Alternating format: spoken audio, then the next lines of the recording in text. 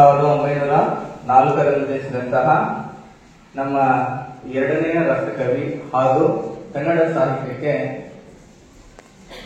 ಅತ್ಯಂತ ಹೆಚ್ಚು ಪ್ರಾಶಸ್ತ್ಯದ ಪ್ರಶಸ್ತಿಗಳು ಬರಲಿಕ್ಕೆ ಕಾರಣೀಕರ್ತರಾದಂತಹ ನಾವೆಲ್ಲ ಹೆಮ್ಮೆ ಪಡ್ತಕ್ಕಂತಹ ಶ್ರೇಷ್ಠ ಕವಿ ಯಾರು ಅಂತಂದ್ರೆ ಕುವೆಂಪು.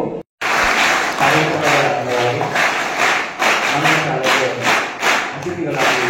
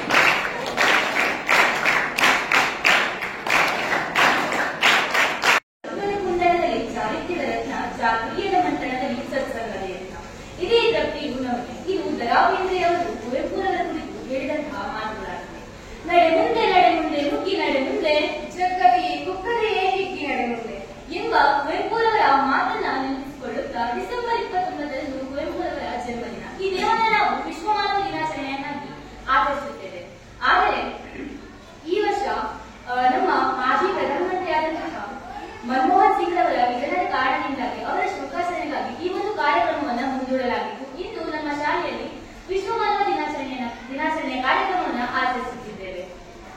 ಕಾರ್ಯಕ್ರಮದ ಪ್ರಥಮ ಘಟ್ಟ ಪ್ರಾರ್ಥನೆ ಇದೆ. 10ನೇ ತರಗತಿ ವಿದ್ಯಾರ್ಥಿಗಳಿಂದ ಪ್ರಾರ್ಥನೆ ಇದೆ. ದಿವ್ಯ ಗಣಪತಿ ಕೋಟಿ ಕೋಟಿ ನಮನ ನಿನಗೆ ಮಹಾಗಣಪತಿ, ಲಕ್ಷ ಲಕ್ಷ ದೀಪಾರ್ಚನೆ ದಿವ್ಯ ಗಣಪತಿ, ಮಹಾಗಣಪತಿ ದಿವ್ಯ ಗಣಪತಿ ಮಹಾಗಣಪತಿ. ಇಳಿದು ಬಾ ಇಳಿದು ಬಾ ಇಳಿದು ಬಾ ಗಣಪತಿ, ಕೈಲಾಸಗಿರಿಯಿಂದ ಧರೆಗಿಳಿದು ಬಾ, ಇಳಿದು ಬಾ ಇಳಿದು ಬಾ ಇಳಿದು ಬಾ ಗಣಪತಿ. ಪ್ರಾರ್ಥನೆಯ ಮೂಲಕ ಈ ಕಾರ್ಯಕ್ರಮವನ್ನು ಇನ್ನಷ್ಟು ಬೆರಕುಗೊಳಿಸಿದಂತಹ ವಿದ್ಯಾರ್ಥಿನಿಯರಿಗೆ ಧನ್ಯವಾದಗಳು. ಈಗ ನಾಡಗೀತೆ, ಎಲ್ಲರೂ ಎದ್ದು ನಿಂತುಕೊಳ್ಳಬೇಕಾಗಿ ವಿನಂತಿ.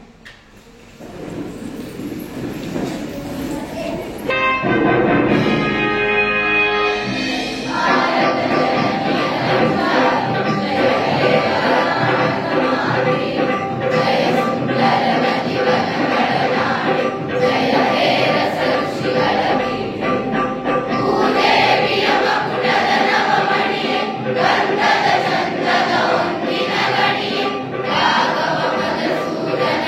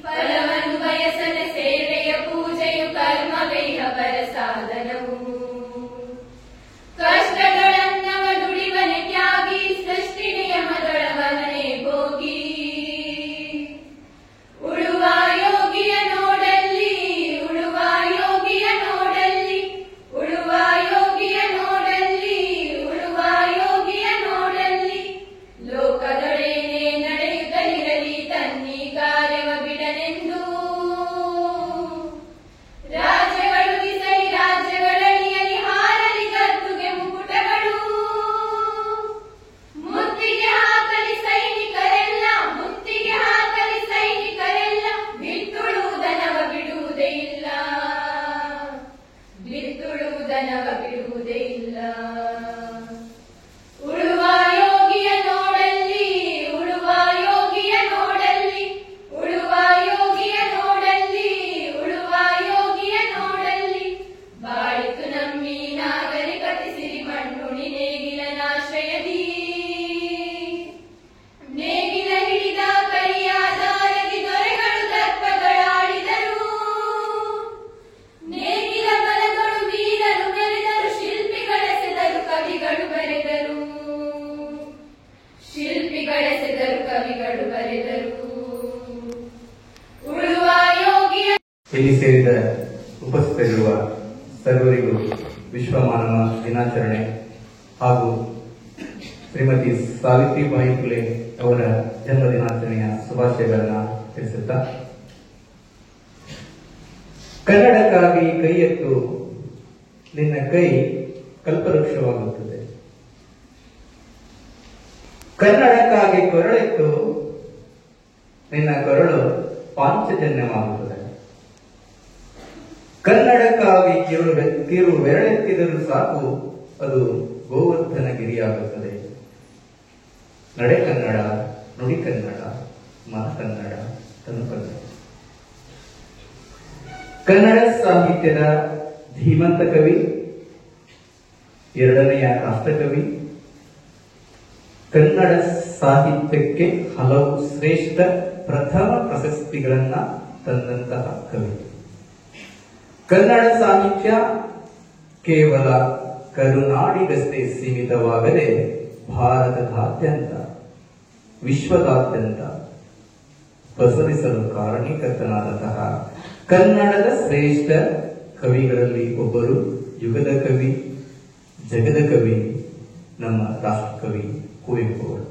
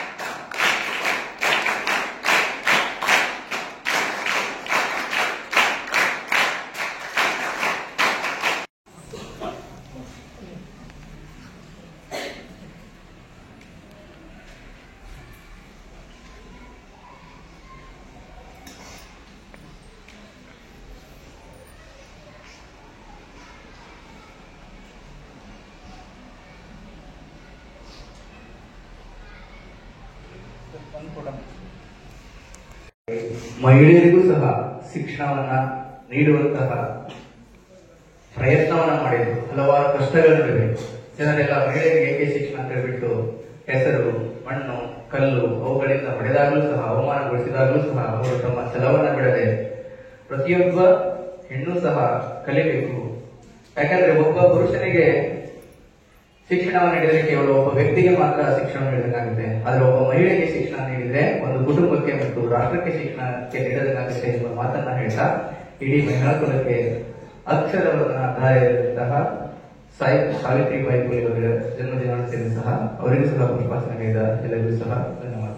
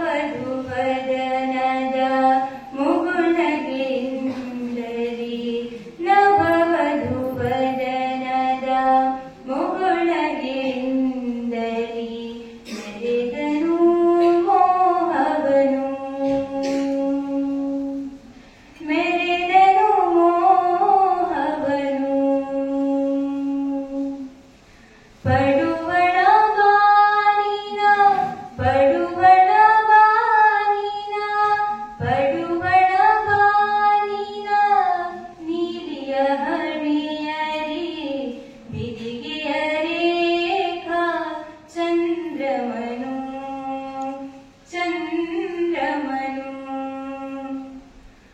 ಮಾನವನಾಗು ಎನ್ನುವಂಥದ್ದು ಕುವೆಂಪುರವರ ಅದೆಷ್ಟೋ ನುಡಿಗಳಲ್ಲಿ ಕೇವಲ ಒಂದು ನುಡಿಯಷ್ಟೇ. ಕುವೆಂಪುರವರ ಜನ್ಮದಿನವನ್ನೇ ಯಾಕೆ ವಿಶ್ವ ಮಾನವ ದಿನವನ್ನಾಗಿ ಆಚರಿಸ್ತಾರೆ ಅಂತ ಅಂದ್ರೆ, ಕನ್ನಡಕ್ಕೆ, ಕರ್ನಾಟಕಕ್ಕೆ ಮತ್ತು ಮುಖ್ಯವಾಗಿ ಮಾನವ ಜನಾಂಗಕ್ಕೆ ಇವರ ಕೊಡುಗೆ ಅಪಾರವಾದಂಥದ್ದು. ಕುವೆಂಪುರವರು ಅನೇಕ ಪರ್ವತಗಳ ಮಧ್ಯೆ ಕಂಗೊಳಿಸುತ್ತಿರುವಂತಹ ಮೇರು ಪರ್ವತ. ನಮಗೆ ಬೇಕಾಗಿರುವುದು ಅವರ ಬದುಕಿನ ಸಾರವಷ್ಟೇ. ಪ್ರಪ್ರಥಮವಾಗಿ ಕನ್ನಡಾಭಿಮಾನ. ಎಲ್ಲಾದರೂ ಇರು, ಎಂತಾದರೂ ಇರು, ಎಂದೆಂದಿಗೂ ನೀ ಕನ್ನಡವಾಗಿರು. ಕನ್ನಡ ಎನೆ ಕುಣಿದಾಡುವುದೆನ್ನೆದೆ, ಕನ್ನಡ ಎನೆಗಿರಿ ನಿಮಿರುವುದು. ಹೀಗೆ ಅನೇಕ ಕವನಗಳ ಮೂಲಕ ತಾನು ಮಾತ್ರ ಕನ್ನಡಿಗನೆಂದು ತೋರಿಸಿಕೊಳ್ಳದೆ ಇಡೀ ವಿಶ್ವಕ್ಕೆ ಕನ್ನಡದ ಹಿರಿಮೆ ಗರಿಮೆಯನ್ನ ಸಾರಿದಂತಹ ಮಹಾನ್ ಚೇತನ. ಈ ಅಖಂಡ ನುಡಿ ಕರ್ನಾಟಕದಲ್ಲಿ ನೃಪತುಂಗನೇ ಚಕ್ರವರ್ತಿ, ಪಂಪನಲ್ಲಿ ಮುಖ್ಯಮಂತ್ರಿ, ರನ್ನ ಜನ್ನ ನಾಗವರ್ಮ ರಾಘವಾಂಕ ಹರಿಹರ, ಬಸವೇಶ್ವರ ನಾರಾಯಣಪ್ಪ ಸರ್ವಜ್ಞ ಷಡಕ್ಷರ, ಸರಸ್ವತಿ ರಚಿಸಿದೊಂದು ನಿತ್ಯ ಸಚಿವ ಮಂಡಲ ತನಗೆ ರುಚಿರಕೊಂಡಲ ಎಂದು ಕುವೆಂಪುರವರು ತಮ್ಮ ಕವನದಲ್ಲಿ ಕವಿಗಳ ಸಮೂಹ ಶಾಶ್ವತವಾದದ್ದು ಅಂತ ಹೇಳಿ ತಿಳಿಸಿಕೊಟ್ಟಿದ್ದಾರೆ. ಇದರಿಂದಲೇ ಗೊತ್ತಾಗುತ್ತೆ ಕನ್ನಡ ಎಷ್ಟು ಪ್ರಸ್ತುತ, ಬದುಕಿಗೆ ಎಷ್ಟು ಹಿತ ಅಂತ. ಎರಡನೇದಾಗಿ ಪ್ರಕೃತಿ ಪ್ರೇಮ. ಪ್ರಕೃತಿಯಲ್ಲಿ ದೇವರನ್ನ ಕಾಣಬೇಕು. ಪ್ರಕೃತಿ ಪ್ರೇಮವನ್ನ ಪ್ರಾಯೋಗಿಕವಾಗಿ ಬೆಳೆಸಿಕೊಟ್ಟಿದ್ದಾರೆ. ಹಾರಾಡುತ್ತಿರುವ ಪಕ್ಷಿಗಳ ಸಾಲು, ನಂಬಿದರೇನೊಂದಿಷ್ಟು ನೀ ನಂಬದಿರೆ ನಿನ್ನ ನೀನು. ಎಷ್ಟು ದೇವರ ನೀನೆಷ್ಟು ನಂಬಿದರೇನೊಂದಿಷ್ಟು ನೀ ನಂಬದಿರೆ ನಿನ್ನ ನೀನು. 10,000 ಜನರು ಸುತ್ತಲಿದ್ದೊಳ ಮೀನು, ಚಿತ್ತ ಹತ್ಯಕ್ಕೆ ಯಾರು ತಡೆಯ ಕಟ್ಟುವರಯ್ಯ. 10,000 ಜನರು ಸುತ್ತಲಿದ್ದೊಳ ಮೀನು, ಚಿತ್ತ ಹತ್ಯಕ್ಕೆ ಯಾರು ತಡೆಯ ಕಟ್ಟುವರಯ್ಯ. ಹೆರರ ಕೊಲ್ಲಲು ಕತ್ತಿ ಬಳಸು ತೋಮರ ಬೇಕು, ತನ್ನ ಕೊಲ್ಲಲು ಸಣ್ಣದೊಂದು ಸೂಜಿಯೇ ಸಾಕು. ಹೆರರ ಕೊಲ್ಲಲು ಕತ್ತಿ ಬಳಸು ತೋಮರ ಬೇಕು, ತನ್ನ ಕೊಲ್ಲಲು ಸಣ್ಣದೊಂದು ಸೂಜಿಯೇ ಸಾಕು. ಶ್ರದ್ಧೆಯಿಂದಲೇ ಸೂರ್ಯ ಗಗನ ದೇಶದಿ ನಿಂತು 100 ಲೋಕವ ಹಿಡಿಯುವ ಶಕ್ತಿ ಪಡೆದಿಹನಯ್ಯ. ಶ್ರದ್ಧೆಯಿಂದಲೇ ಸೂರ್ಯ ಗಗನ ದೇಶದಿ ನಿಂತು 100 ಲೋಕವ ಹಿಡಿಯುವ ಶಕ್ತಿ ಪಡೆದಿಹನಯ್ಯ. ಶ್ರದ್ಧೆ ಇದ್ದರೆ ಕೋಟಿ ದೇವರ ಮಗನಾಡಯ್ಯ. ಶ್ರದ್ಧೆ ಇದ್ದರೆ ಕೋಟಿ ದೇವರ ಮಗನಾಡಯ್ಯ. ಮಾನವನೇ ದೇವತೆಯು ನರನೇ ನಾರಾಯಣನು, ಮಾನವನೇ ದೇವತೆಯು ನರನೇ ನಾರಾಯಣನು. ನಮ್ಮ ವಿಶ್ವಕ್ಕೆ ನಾವೇ ನಿರುಪಮಾದ್ಭುತವಯ್ಯ, ನಮ್ಮ ವಿಶ್ವಕ್ಕೆ ನಾವೇ ನಿರುಪಮಾದ್ಭುತವಯ್ಯ. ಕ್ರಿಸ್ತ ಬುದ್ಧರು ಎಲ್ಲಿ ಅಹಮಸ್ಮಿ, ಕ್ರಿಸ್ತ ಬುದ್ಧರು ಎಲ್ಲಿ ಅಹಮಸ್ಮಿ, ಸಾಗರದಿ ಮಿಂಚಿ ಮುಳುಗುವ ಬರಿಯ ಕಿರಿಯ ಬುದ್ಭುತವಯ್ಯ. ಸಾಗರದಿ ಮಿಂಚಿ ಮುಳುಗುವ ಬರಿಯ ಕಿರಿಯ ಬುದ್ಭುತವಯ್ಯ. ಧನ್ಯವಾದಗಳು. ಕುವೆಂಪು ಇವರ ಹೆಸರನ್ನ ಯಾರು ತಾನೇ ಕೇಳಿಲ್ಲ. ಕನ್ನಡಿಗನಾಗಿ ಹುಟ್ಟಿದ ಪ್ರತಿಯೊಬ್ಬ ವ್ಯಕ್ತಿಯೂ ಸಹ ಇವರ ಹೆಸರನ್ನ ಕೇಳಿಯೇ ಇರ್ತಾನೆ. ಆದ್ರೆ ನಾನಿವತ್ತು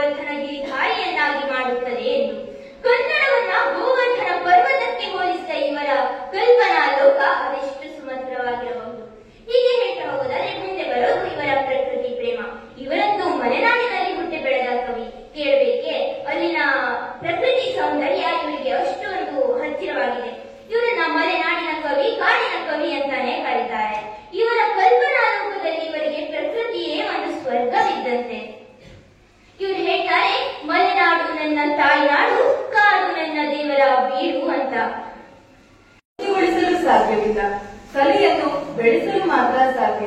ಕೆಲವರ ಅಭಿಪ್ರಾಯದ ಪ್ರಕಾರ ಕಲೆ ಎನ್ನುವುದು ಹುಟ್ಟಿನಿಂದ ಬರುವಂತದ್ದು, ಅದು ಅಂತಹ ವಿಶೇಷ ವ್ಯಕ್ತಿಗಳಿಗಷ್ಟೇ ಸೀಮಿತ. ಆದರೆ ಇದು ಖಂಡಿತ ತಪ್ಪು. ಕಲೆ ಎಂಬುದು ಕೆಲವರಿಗೆ ಮಾತ್ರ ಸೀಮಿತವಾದುದಲ್ಲ, ತೊಡಗಿಸಿಕೊಂಡರೆ ಕಲೆ ಇಲ್ಲದವನು ಈ ಜಗತ್ತಲ್ಲೇ ಇಲ್ಲ. ಕನ್ನಡದಲ್ಲಿ ಅತ್ಯಂತ ರಮಣೀಯ ಕೃತಿಗಳನ್ನು, ಕಾವ್ಯಗಳನ್ನು, ಕಾದಂಬರಿಗಳನ್ನು ರಚಿಸಿದ ಕವಿ ಕುವೆಂಪುರವರು ಸಹ ಒಬ್ಬ ಕಲಾಕಾರನೆಂದರೆ ತಪ್ಪಾಗಲಾರದು.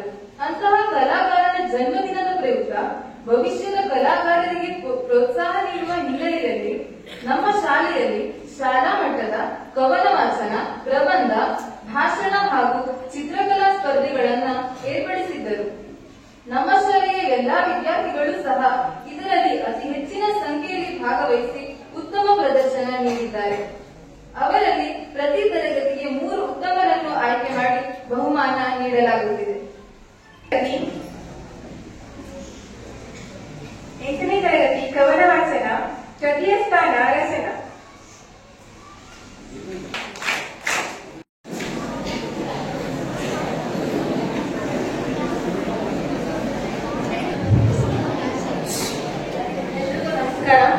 ಕೇಳಿಸ್ತಿದ್ಯಾ?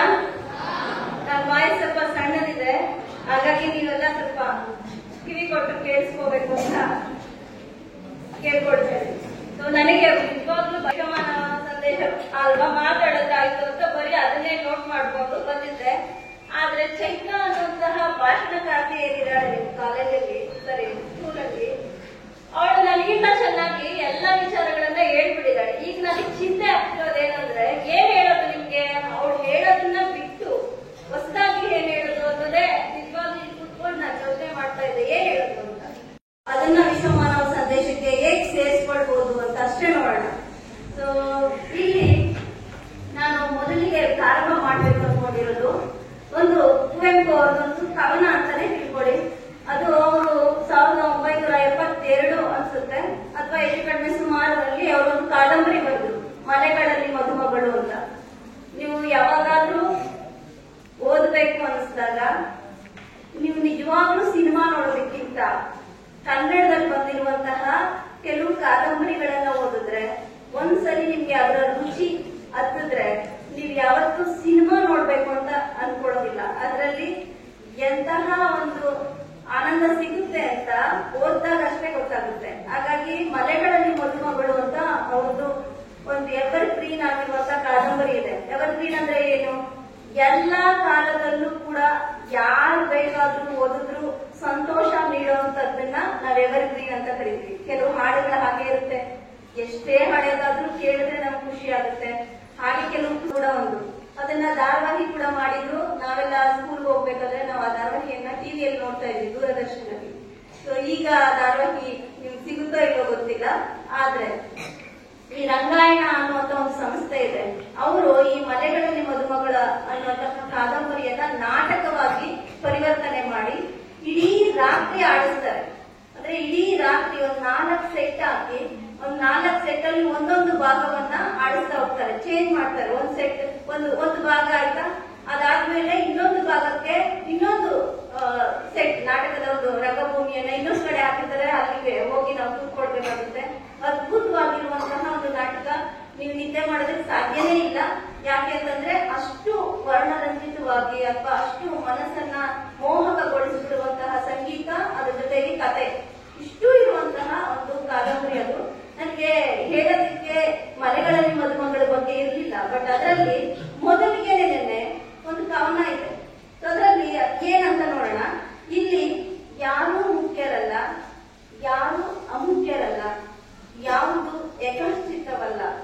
ಇಲ್ಲಿ ಯಾವುದಕ್ಕೂ ಮೊದಲಿಲ್ಲ, ಯಾವುದಕ್ಕೂ ತುದಿಯಿಲ್ಲ, ಯಾವುದು ಎಲ್ಲಿಯೂ ನಿಲ್ಲುವುದೂ ಇಲ್ಲ, ಕೊನೆ ಮುಟ್ಟುವುದೂ ಇಲ್ಲ. ಇಲ್ಲಿ ಅವಸರವು ಸಾವಧಾನದ ಬೆನ್ನೇರಿದೆ. ಇಲ್ಲಿ ಎಲ್ಲಕ್ಕೂ ಇದೆ ಅರ್ಥ, ಯಾವುದೂ ಅಲ್ಲ ವ್ಯರ್ಥ, ನೀರೆಲ್ಲವೂ ತೀರ್ಥ ಅಂತ. ಸೊ ಈ ಒಂದು ಕವನ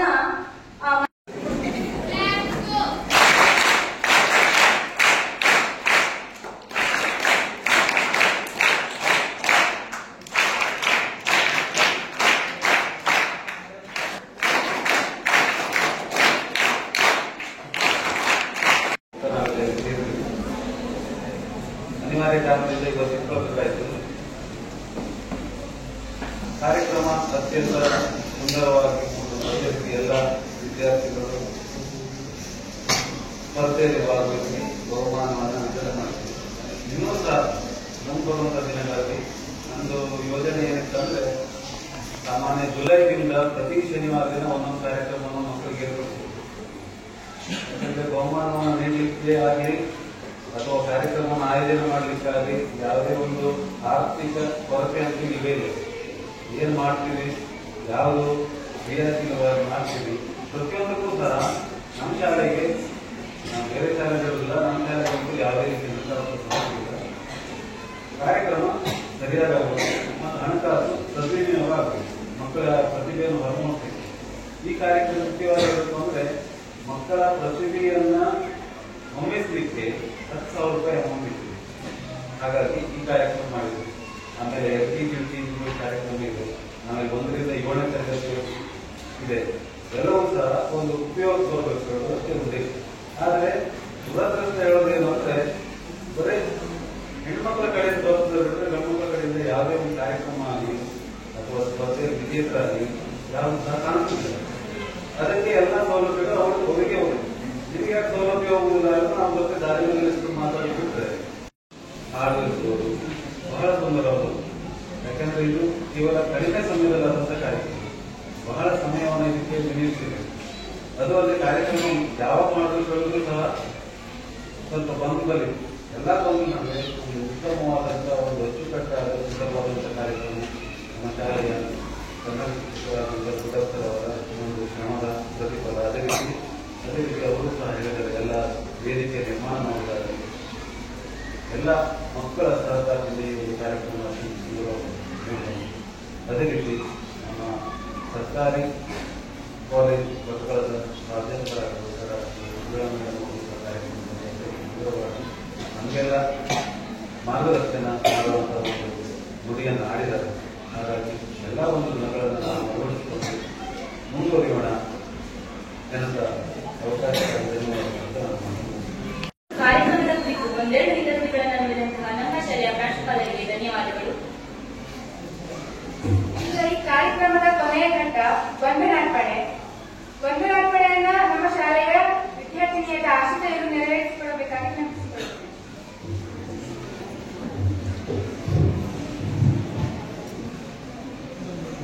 ನಾಡು ನನ್ನದು, ನನ್ನದು ದೇಶ, ಎನ್ನದ ಮಾನವನೆದೆ ಸುಡುಗಾಡು.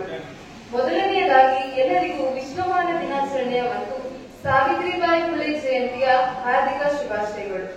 ವಂದನಾರ್ಪಣೆಗೂ ಮುನ್ನ ಈ ಕಾರ್ಯಕ್ರಮದ ಮಹತ್ವದ ಬಗ್ಗೆ ಒಂದು ಉದಾಹರಣೆಯ ಮೂಲಕ ತಿಳಿಸಲು ಇಷ್ಟಪಡುತ್ತೇನೆ.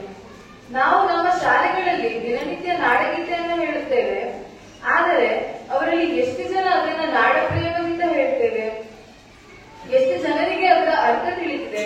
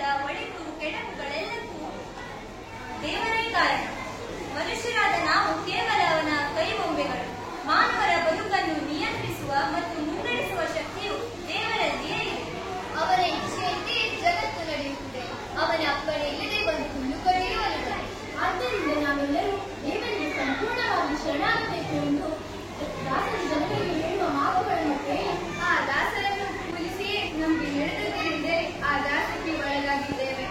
ನೀವು ಬೆವರು ಸುರಿಸಿ ಸಂಪಾದನೆ ಮಾಡಿದ್ದನ್ನೆಲ್ಲ ಮೌಢ್ಯದ ಹೆಸರಿನಲ್ಲಿ ನಿಮ್ಮ ಹಣವನ್ನು ನಿಮ್ಮ ಸಂಪತ್ತನ್ನು ದೋಚುತ್ತಾರಲ್ಲ, ಜೊತೆಗೆ ಅವರನ್ನು ನಂಬಿ ಬಂದ ಮಹಿಳೆ ಮಕ್ಕಳನ್ನು ಬಿಡದೆ ಅವರ ರಕ್ತವನ್ನು ಬೀರುತ್ತಾರಲ್ಲ, ಅಂಥವರಿಗೆ ಏನ್ ಮಾಡ್ಬೇಕು ಅಂದ್ರೆ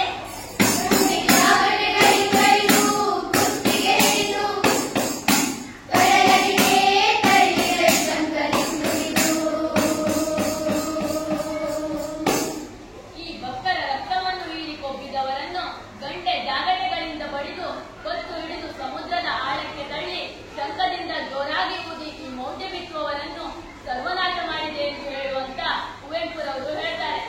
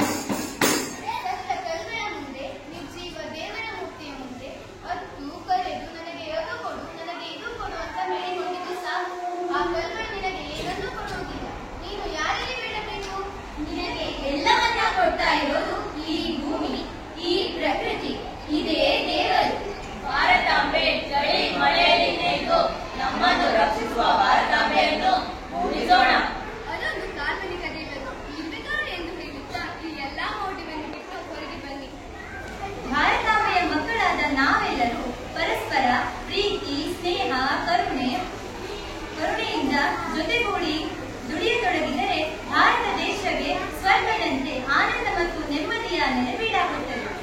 ಇದಕ್ಕಾಗಿ ವಿಶ್ವಮಾನವರ ಗುಣ ಎಂದು ಹೇಳುವುದಕ್ಕಾಗಿ ವಿಶ್ವಮಾನವ ಕುವೆಂಪುರವರು ನೂರಾರು ದೇವರನ್ನೆಲ್ಲ ನುಗ್ಗಾಚಿ ದೂರ ಎಂದು ಹೇಳಿದರು. ಕಲ್ಗಳ ಮುಂದೆ ಅತ್ತು ಕರೆಯುವುದು ಸಾಕು, ಜೀವದಾಸೆಯ ನಿಂತು ಕೂಗಬೇಕು. ಸತ್ತ ಕಲ್ಗಳ ಮುಂದೆ ಅತ್ತು ಕರೆಯುವುದು ಸಾಕು, ಜೀವದಾಸೆಯ ನಿಂತು ಕೂಗಬೇಕು. ಶಿಲೆಯ ಮೂರ್ತಿಗೆ ನೇತ ಕಲೆಯ ಬಲೆಯನ್ನು ಹೊಯ್ದು, ಶಿಲೆಯ ಮೂರ್ತಿಗೆ ನೇತ ಕಲೆಯ ಬಲೆಯನ್ನು ಹೊಯ್ದು, ಚಳಿಯ ಮಳೆಯಲ್ಲಿ ನಮ್ಮ ತಾಯಿಗೆ ಹಾಕು ಹಾಕು ಹಾಕು ಹಾಕು. ವಿಶ್ವಮಾನವನೆಂದರೆ ವಿಶ್ವದ ಎಲ್ಲಾ ಜನ ಒಂದು ಎಂದು ಪರಿಗಣಿಸುವುದು. ಅವನು ಭಾರತೀಯನಾಗಿರಬಹುದು, ಅಮೆರಿಕ, ಇಂಗ್ಲೆಂಡ್, ಜಪಾನ್, ಚೀನಾ ಯಾವುದೇ ದೇಶದವನಾಗಿರಬಹುದು. ಅಥವಾ ಹಿಂದೂ, ಮುಸ್ಲಿಂ, ಕ್ರೈಸ್ತ, ಜೈನ, ಬ್ರಾಹ್ಮಣ, ವೀರಶೈವ, ಲಿಂಗಾಯತ್ ಹೀಗೆ ಯಾವುದೇ ಧರ್ಮದವನಾಗಿರಬಹುದು. ಅವರೆಲ್ಲರನ್ನು ಒಂದೆಂದು ಪರಿಗಣಿಸುವ ತತ್ವವನ್ನು ವಿಶ್ವಮಾನವ ತತ್ವ ಅಂತ ಹೇಳ್ತಾರೆ. ಈ ವಿಶ್ವದಲ್ಲಿ ಅನೇಕ ಧರ್ಮಗಳಿವೆ, ಅನೇಕ ಧಾರ್ಮಿಕ ಪಂಥಗಳಿವೆ. ಇವುಗಳೇ ನಮಗೆ ಸಂಪೂರ್ಣವಾಗಿ ವಿಶ್ವಮಾನವರನ್ನಾಗಿ ಮಾಡಲು ಬಿಡ್ತಾ ಇಲ್ಲ.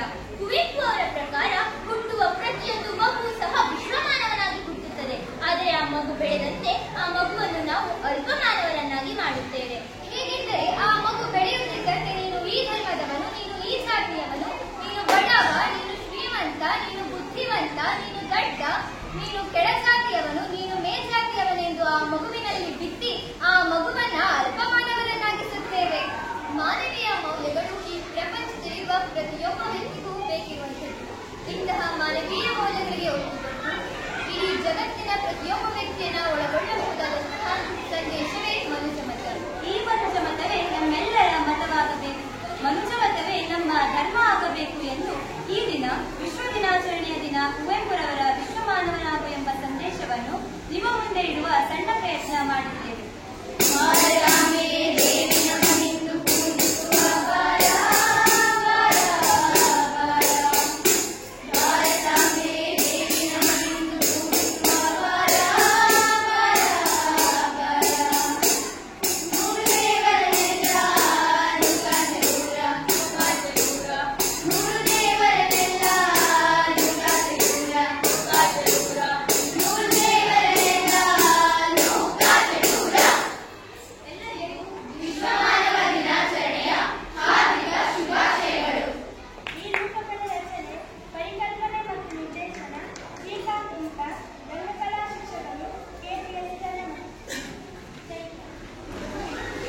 ಅಮ್ಮ